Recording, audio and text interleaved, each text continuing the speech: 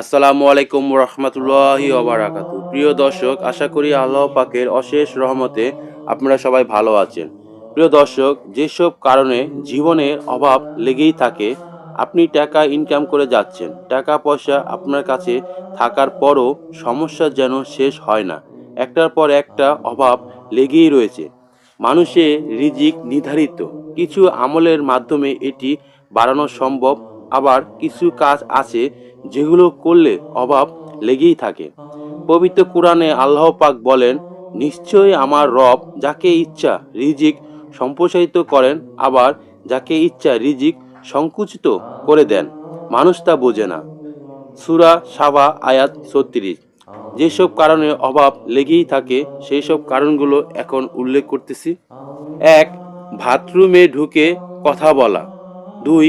পুরুষ কুপুত হয়ে শুয়ে থাকা। ৩. কবরস্থানে গিয়ে হাসাহাসি করা। ৪. হাত না ধুয়ে খাবার খাওয়া। ৫. কাউকে দান করে খোঁটা দেওয়া। ৬. বিসমিল্লাহ ছাড়া আহার করা। ৭. বাড়িতে কুরআন তেলাওয়াত না করা। ৮. ৫ ওয়াক্ত নামাজ না পড়া। ৯. যে ঘরে নারীর আওয়াজ পুরুষের চেয়ে বেশি হয়। প্রিয় দর্শক, আরও বেশ কিছু কারণ রয়েছে যেসব কারণে অভাব লেগেই থাকে। ১. পাপাচার। ২. অকৃতজ্ঞতা। ৩. মিথ্যা কসম বা ধোঁকা। ৪. সুদে কারবার। ৫. জাকাত না দেওয়া। ৬. হারাম উপার্জন করা।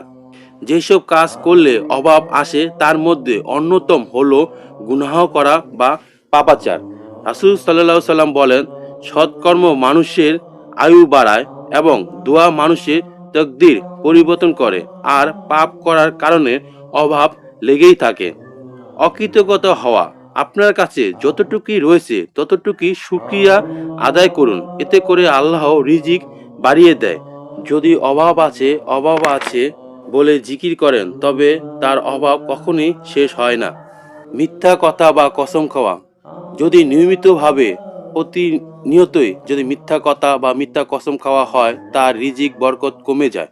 সুদে কারবার। সুদ খাওয়া হারাম, দেওয়া নেওয়া দুটোই হারাম। সুতরাং সুদে কারবার করলে অবশ্যই রিজিকে কখনোই বরকত আসবে না।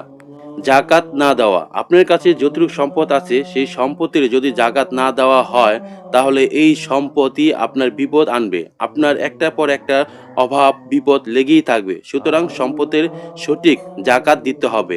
হারাম উপার্জনের মাধ্যমে আপনি কখনোই আপনার অভাব দূর করতে পারবেন না। সুতরাং হারাম উপার্জন করা যাবে না। হালালভাবে রিজিক অর্জন করার মাধ্যমে আল্লাহর বরকত আসে। সুতরাং এই ভিডিও থেকে আমরা যতটুকু জানলাম ততটুকু আমল করার চেষ্টা করব। আল্লাহ পাক আমাদের সেই তৌফিক দান করুন। ভিডিওটি ভালো লেগে থাকলে চ্যানেলটি সাবস্ক্রাইব করে দেবেন। আসসালামু আলাইকুম রহমতুল্লাহি ওয়া বারাকাতুহু।